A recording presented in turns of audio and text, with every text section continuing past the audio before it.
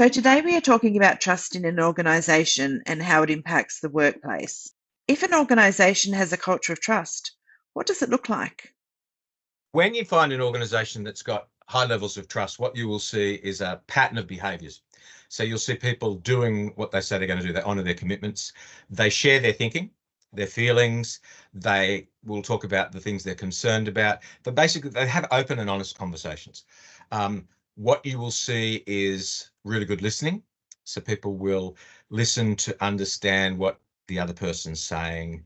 They'll listen really deeply and not listen in a way that they're just waiting for the space to talk or thinking about what's been said and coming up with why they're wrong. It's really deep listening. They're sort of suspending that stuff. You will see that they'll be sort of leaning in to have the hard conversations, and they will work through conflict in a very constructive way. And there's a capability trust. They will believe that they can each do the work. There'll be trust in capability. And then you will find people will support each other and recognize that mistakes happen. That's part of the deal. And they don't play the blame game. They focus on moving on. That's the sort of culture of trust that I think we look for. What happens when that trust is breached? Well, I think, trust goes up and down, but when it gets to a point where there's been a number of breaches and it really starts to get low and suffer, what you will see is the relationships themselves will suffer. They'll become very frayed.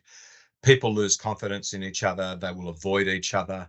The whole motivation within the team suffers, and the energy levels in the team drop.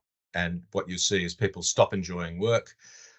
They don't want to be there, don't want to be in the meetings if you're having meetings, and you will get more conflict, and it's not productive conflict. It sort of tends to be that more personal, nasty conflict that doesn't do organizations any good at all.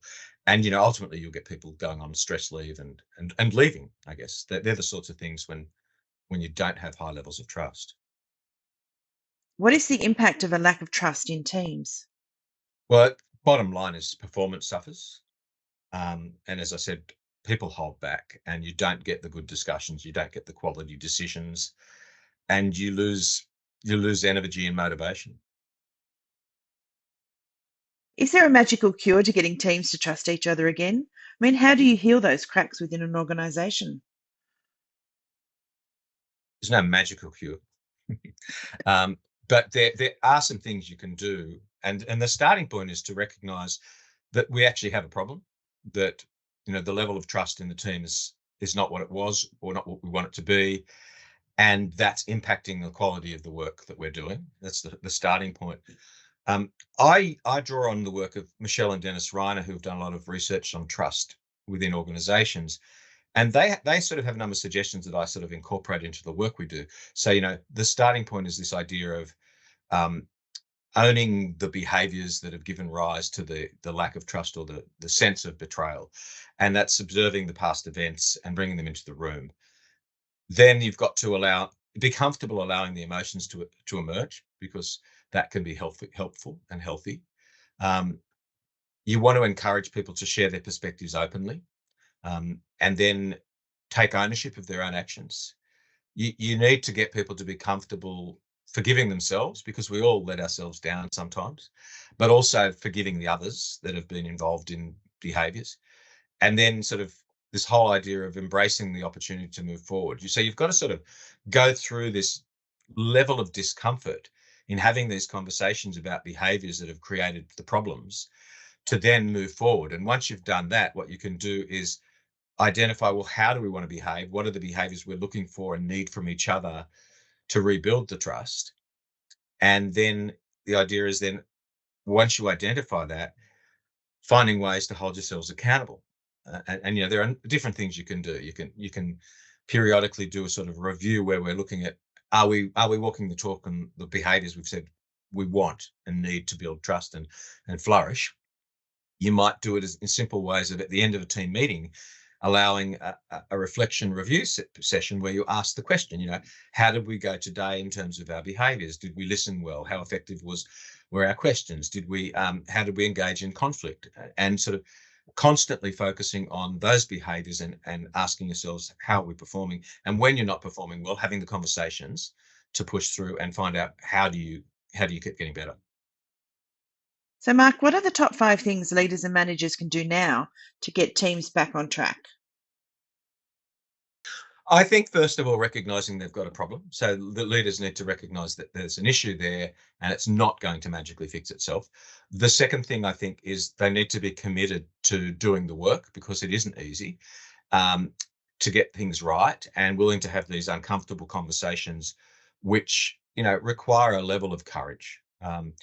The third thing would be they need to identify the behaviors that we want to rebuild trust, and those are the behaviors I talked about a minute ago, um, and encouraging the team to walk the talk on that. And I think the part of the role of the leader is really important. Um, if I've seen teams where leaders change and leave, and they go from being a really effective team to less effective, and their engagement scores suffer. And a lot of it is about the leader in terms of modeling the behaviors and actually leading by example. So the leader needs to then model these behaviors that build trust so that everybody else follows. I guess that's the definition of leading, right? And then the last thing I think I would suggest they do is the whole accountability piece. They need to hold themselves and the team accountable. They need to measure performance, and then they need to have the hard conversations when they need to have them. They're the sort of the things that come to mind. How can Balance Curve help them with this?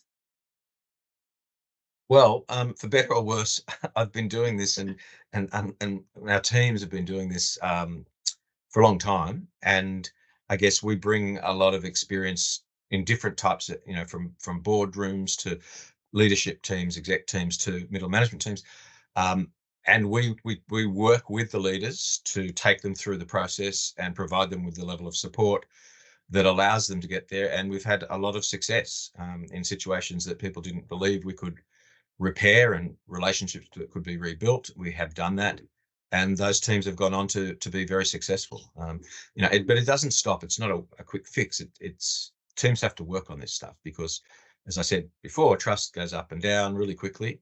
And I've had situations where teams have described themselves as performing really effectively and were then stunned by how quickly they became quite dysfunctional. So, this is not something that you fix once. You've got to constantly work at it.